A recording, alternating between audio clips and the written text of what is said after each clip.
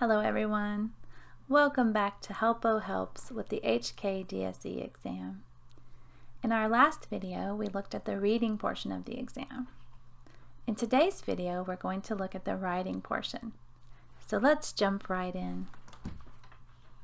The most common problem with the writing portion is poor fluency. And this is actually the most common problem in writing in general. Now, this is not only a problem for non-native speakers. Native speakers can also struggle with poor fluency. So I think the first thing we want to do is just look at a few tips for having better writing fluency. So pay attention to grammar and spelling, particularly to subject-verb agreement. If the subject of the sentence is plural, the verb must also be plural. If it's singular, the verb must be singular. Now I have a general rule. It's not going to apply to all subject-verb agreement situations, but it is going to apply to most of them. To make a subject plural, you normally add an S. To make a verb plural, you normally remove the S. Alice runs a marathon. They run a marathon. You can see here, Alice runs, singular, one person, Alice, runs. She does the one thing in the verb, she runs. All right, and then we have they run. They, plural, run. You can see here, the S has been removed. Now, again, this is not always the case, but it's going to be often the case.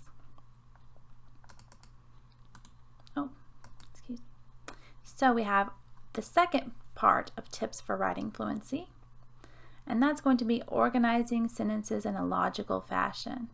In order to do this, you have to remember to organize your ideas logically. One point must be explained before the next can be understood.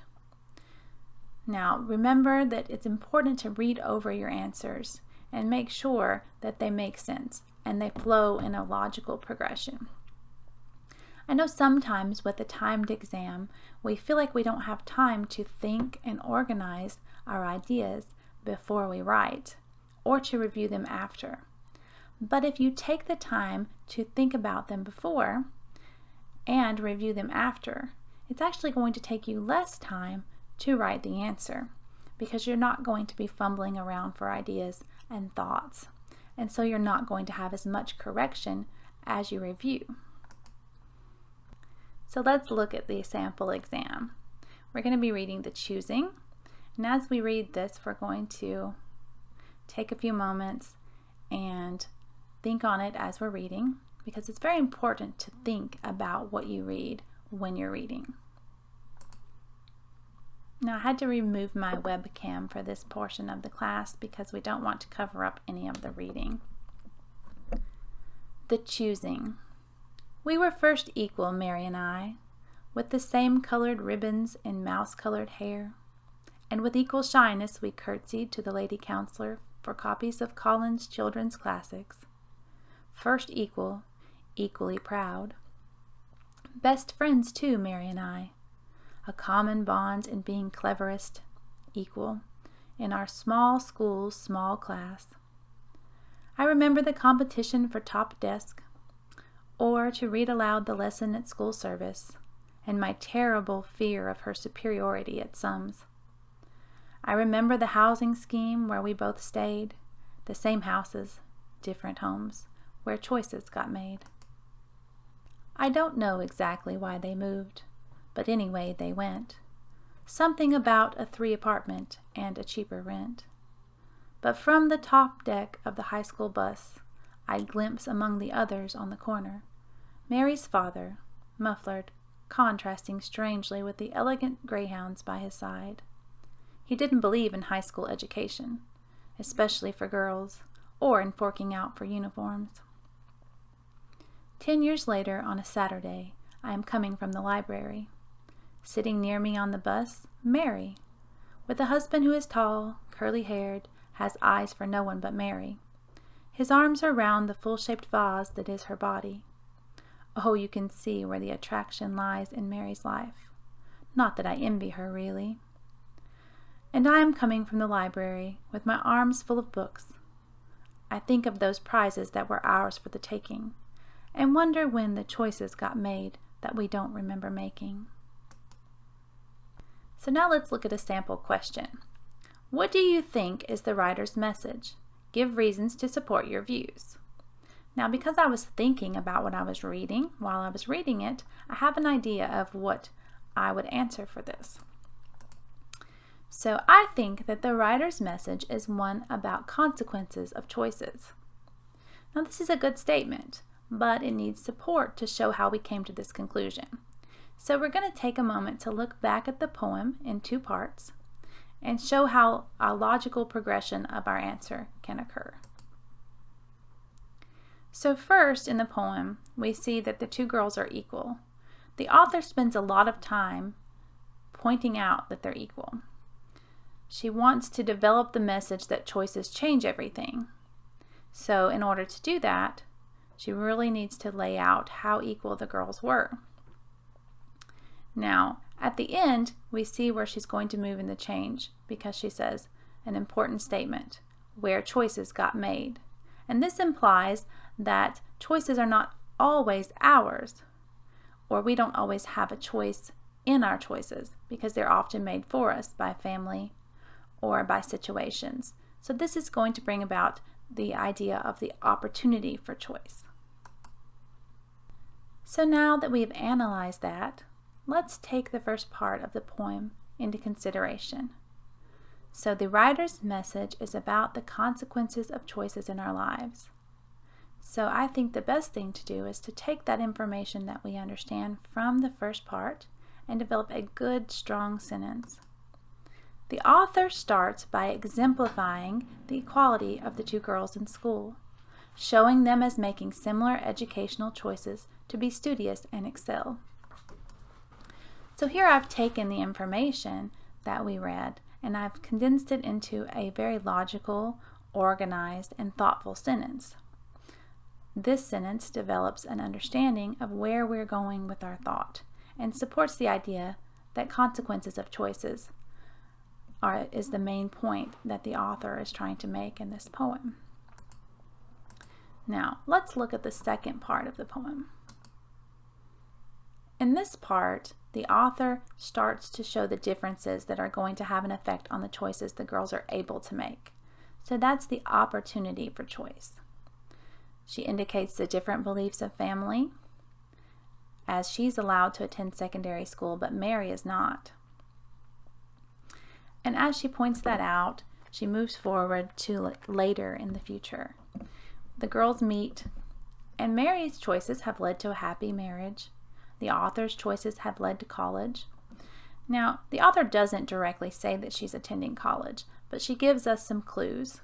As she went to secondary school, it's 10 years from the start of secondary school, and she talks about coming from the library. She actually says that twice, with her arms full of books. So we can deduce through the author's statements that she is in college. Now finally, the author exemplifies the point that choices make a difference by reiterating how choices are made. Our opportunity for choices is often influenced by outside factors, which we can see in the ending statement of the poem, when the choices got made that we don't remember making. So let's take the second part of the poem into consideration. Again, we're supporting the idea that the message is about consequences of choices. So we're going to condense information from the poem to support this idea.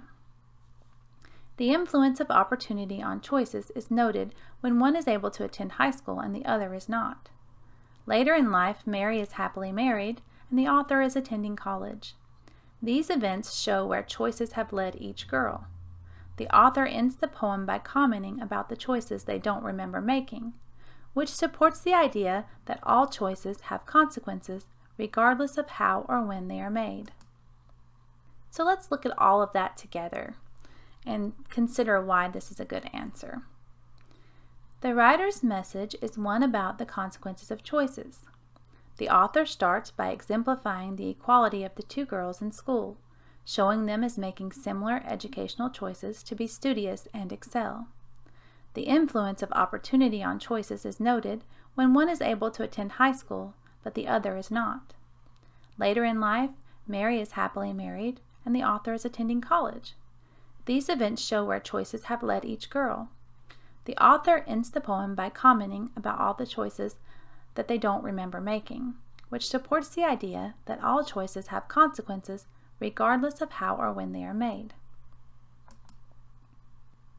Now there's much more that can be said if we were asked to analyze the poem, but it's important when we're answering our questions to stay focused on the task. And the task here is just to have a short answer about what we believe the message to be. So we want to be brief, but we also want to have a strong argument that supports our opinions. So take note of the logical progression of the idea. We have the consequences of choices. We have the girls are equal. Then there are choices that are made about high school. Then there are choices throughout life. And then they are here at this point in the story where one is happily married, the other is attending college. So putting these events in order, we see that that shows how choices have led to different consequences for each girl. And then we also see at the end of the poem where the idea is supported that they all have choices and the consequences are regardless of how or when they are made. So you can see how our ideas logically and progressively support the point that the author has a message about the consequences of choices. We can also look and see that our grammar and our sentence structure and our vocabulary are all very good, right? Now, vocabulary is something that can be very difficult because you often don't have an extensive vocabulary to use, and that's all right. But what you want to do is you do want to use as much of the vocabulary that you do have in your writing so that you can show how you've progressed and how you make connections throughout the English words.